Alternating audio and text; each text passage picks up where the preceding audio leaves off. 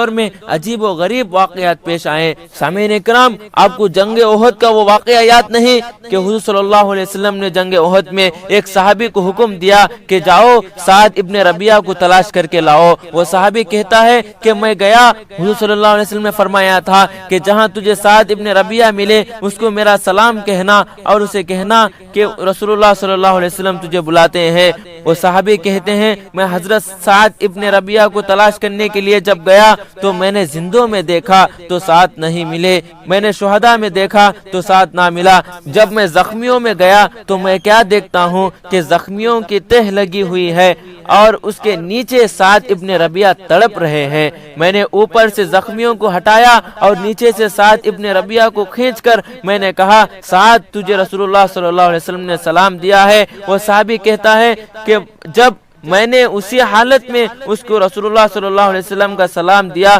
تو وہ چمک اٹھا، وہ دھمک اٹھا، وہ زخمی شیر کی طرح اٹھنا چاہتا تھا، وہ بار بار اٹھنا چاہتا تھا، پھر گر جاتا تھا، پھر اٹھتا تھا، پھر گر جاتا تھا۔ جب اس سے اٹھا نہ گیا اس کی آنکھوں سے آنسو نکل آئے اور اس نے کہا، اور اس صحابی نے کہا میری طرف رسول اللہ صلی اللہ علیہ وسلم نے سلام بھیجا ہے، مجھے پیغمبر نے یاد کیا ہے، میں ضرور آتا ہوں، لیکن اے نوجوان میں نہیں آ سکتا، میرے پیغمبر کو میرا بھی سلام دینا، میرے پیغمبر سے کہنا کہ میرے لیے دعا کرے، میرا آخری وقت ہے، میں جنت کی خوشبو پا رہا ہوں۔ وہ پیغام رسیدہ صحابی کہتے ہیں جب میں چلنے لگا تو میری قمیص کے ایک کنارے کو اس نے پکڑ لیا اور کہا کہ ایک پیغام تو میرے حضور صلی اللہ علیہ وسلم کو دینا اور ایک پیغام میری انصار قوم کے سارے جوانوں کو جمع کر کے دینا اور میری قوم کو جمع کر کے کہنا کہ تمہارا جو سردار ہے وہ دنیا سے چلا گیا، وہ ٹکڑے ٹکڑے ہو گیا، وہ اپنا خون بہا گیا، وہ جام شہادت نوش کر گیا، لیکن اس کا آخری پیغام یہ ہے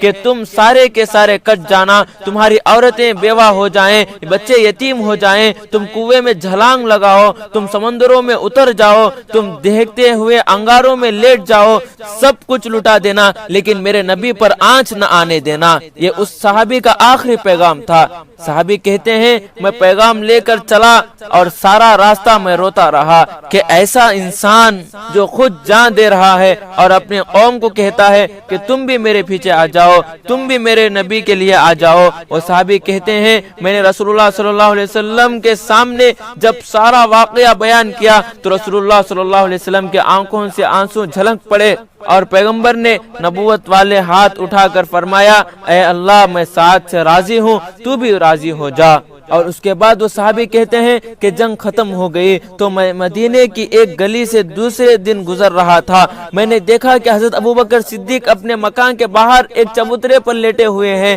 اور ابوبکر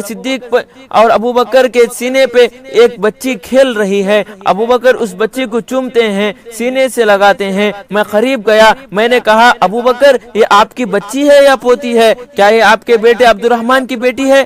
حضرت ابوبکر رضی اللہ عنہ نے فرمایا یہ میری بیٹی نہیں ہے نہ میرے بیٹے کی بیٹی ہے، یہ میری بیٹی نہیں ہے نہ میرے بیٹے کی بیٹی ہے۔ صحابی کہتے ہیں میں نے عرض کیا کہ ابوبکر یہ کس کی بچی ہے؟ آپ بڑا پیار کر رہے ہیں، میں ادھر سے گزرا تب بھی یہ بچی آپ کے سینے پہ تھی، میں واپس آیا تب بھی یہ بچی آپ کے سینے پر تھی۔ اتنی بات کہنی تھی کہ ابوبکر رضی اللہ عنہ نے آہ بری اور رونے لگ گئے۔ وہ صحابی کہتے ہیں میں نے کہا ابوبکر آپ کیوں روتے ہیں؟ فرمایا تمہیں پتا نہیں یہ کس کی بچی ہے؟ میں نے کہا نہیں۔ صدیق نے فرمایا یہ سعد ابن ربیعہ کی یتیم بچی ہے، میں اس لیے اس بچی کو چومتا ہوں کہ اس کے باپ کا آخری وقت آیا، اس نے تجھے یہ تو پیغام دیا کہ میرے نبی پر آنچ نہ آنے پائے، لیکن اس نے کسی کو یہ نہیں کہا کہ میری بچی کا خیال کیا جائے، اس نے بچی کا خیال چھوڑ دیا لیکن پیغمبر کا خیال نہیں چھوڑا۔ یہ شہادت ہے، یہ اسلام کی داستان ہے، اسلام کی تاریخ